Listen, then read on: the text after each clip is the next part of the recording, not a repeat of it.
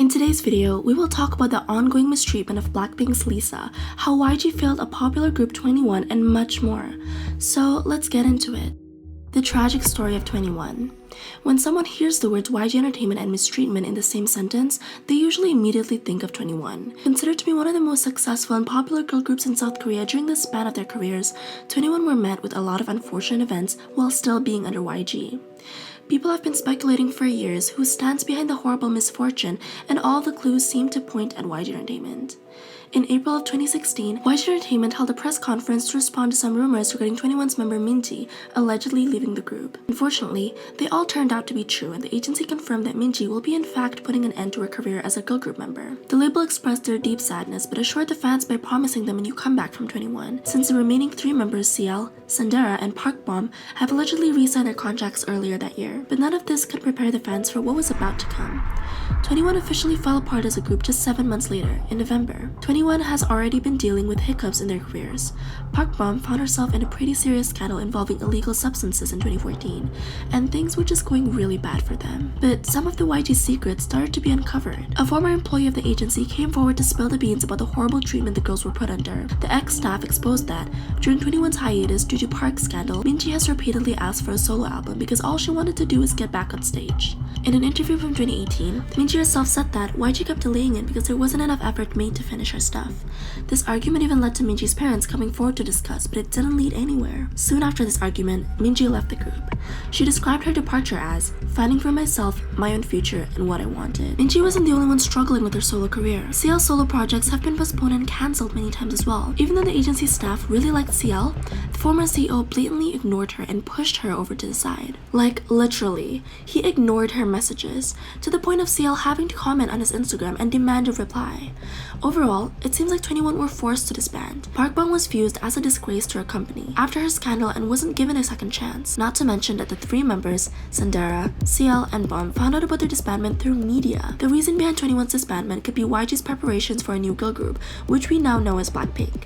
There's no shade towards Blackpink because we here on KOOKIELIT absolutely love these girls, but YG himself admitted that Blackpink was supposed to be a replacement for 21.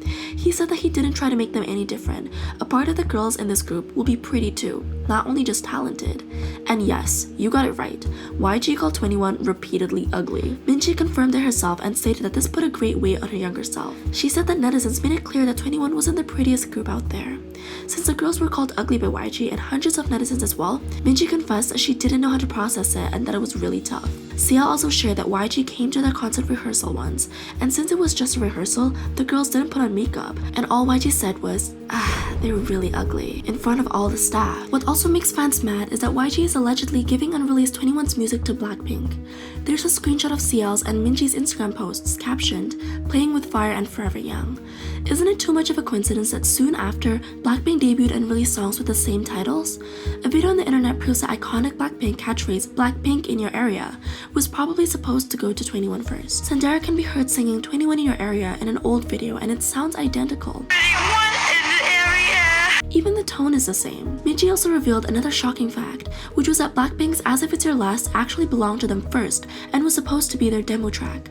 The lyrics on the demo are different, but the melody is the same. Why did YG rob them of such a hit is something I don't understand. I mean, this is absolutely terrible regarding both of these groups. 21 were belittled and called ugly their whole career, while Blackpink started as a substitution for 21. To this day, many people believe that it was YG who pushed 21 off the cliff.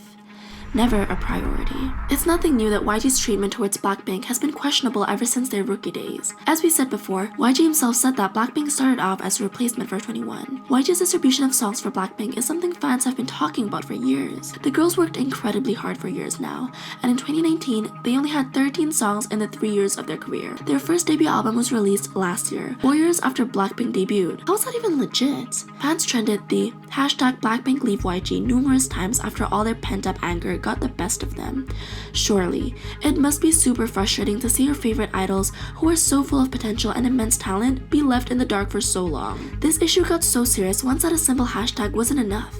In 2019, Blinks hired a truck to drive around the neighborhood where YG Entertainment is located, demanding the agency to properly promote Blackpink, to release their promised solo works, and have them participate in year-end variety shows. This was a protest against YG so obviously wasting Blackpink's talent and against all the lies the former CEO had been feeding to their fans ever since their debut. But this isn't just a case of the group as a whole. Individual members have been facing terrible mistreatment as well. For example, Jisoo. When YG Entertainment promoted Blackpink's How You Like That, they somehow managed to forget to post Jisoo's teaser pics completely. This angered their fans to a completely new level. Only after Blink's caused an uproar did YG Entertainment change up their feed and pretended like nothing happened. Or when Lisa got threats in 2020, Sasaeng threatened to hurt her. Thai Embassy in Seoul posted a message on Twitter saying that they received a lot of emails regarding the singer's health. But guess what? Those emails weren't from YG Entertainment. They were from fans. Only after the embassy got in touch with the agency, the company released a statement. This is just unacceptable. The company once again showed their bare minimum when Lisa was scammed out of around 1 billion won by her supposed manager. This person used Lisa's hard-earned money to gamble, leaving the girl absolutely devastated.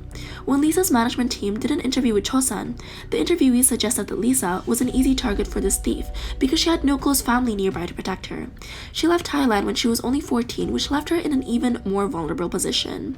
How is it possible that YG employs such distrustful people? Do they even check who they hire? It's said that Lisa has been facing so many hardships simply because she's from Thailand, and that YG holds no respect for females and foreigners whatsoever. That's a possible explanation for Lisa being literally pushed aside in one of Blackpink's promotional pictures. She was blurred out in some of them, and the editors even rendered her almost invisible compared to the others. To add fuel to the fire, Lisa has been posting her dance videos on her YouTube channel Lily Film Official for 2.5 years. Not even once have YG Entertainment given this girl a shout out for her intense work and undeniable talent. Seeing the girls go through such hard times because of her label breaks my heart.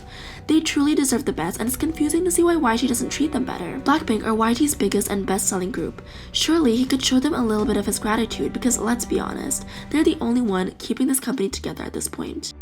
Forgotten for too long. It would be a crime not to mention YG Entertainment soloist Ihai. She as well became the victim of YG's clear-as-day misogyny. Ihai debuted under YG Entertainment back in 2012 with her single 1234. The single received massive success and a lot of praise from the public, which made YG only happier. It seemed like a bright future lead ahead of the singer. Ihai has a beautiful voice. Seriously. These vocals are angelic. Her visuals are beyond pretty as well, and her talent possessed everything a successful solo artist should have. Well, she would be one of the biggest soloists if she didn't debut under YG Entertainment. It's almost a common knowledge now that if you are a female artist under YG, you can say goodbye to regular music releases. If Blackpink's lack of discography throughout their 5 years didn't shock you, Ihai's case surely will. She released only 3 albums in the 7 years she spent under YG Entertainment. That's insane. How could YG waste so much potential? Was it because she was a woman? Nevertheless, Ihai decided to part her way with YG in 2019, and all I can say is good for her, honestly, because she soon after signed with AOMG, a label that is known for giving their artists as much creative freedom as they want to, and they actually treat their artists like humans and not simply as a way to receive as much money as possible. Thanks to YG leaving Ihai in the shadows for way too long, the netizens started to call the singer the biggest victim of YG's system, and I mean, they weren't far from the truth. Up until Ihai decided to part her ways with the company, it really did seem like YG completely forgot she existed. The company is notoriously known for not giving their artists enough comeback compared to other labels. Ihai's comebacks were repeatedly delayed, which only takes me back to CL and her misfortune with YG. These two girls are similar in one thing. YG pushed them aside to focus all of his attention on forming a new group, Blackpink, but still failed to give the group any additional attention. Ihai spilled the beans about YG only allowing 5 artists a year to promote, and that the agency prefers quality over quantity. Yeah, it seems like they took that too literally with Blackpink. Everything turned out good in the end. Ihai is now under a company that views their artists as human beings and doesn't try to milk them out of their money. Hopefully, all of these girls have a bright and flourishing future waiting ahead of them. All I can do is wish them well. Do you guys also agree that YG doesn't know how to treat their female idols the way they deserve? Let us know in the comments. Thanks for watching. Bye!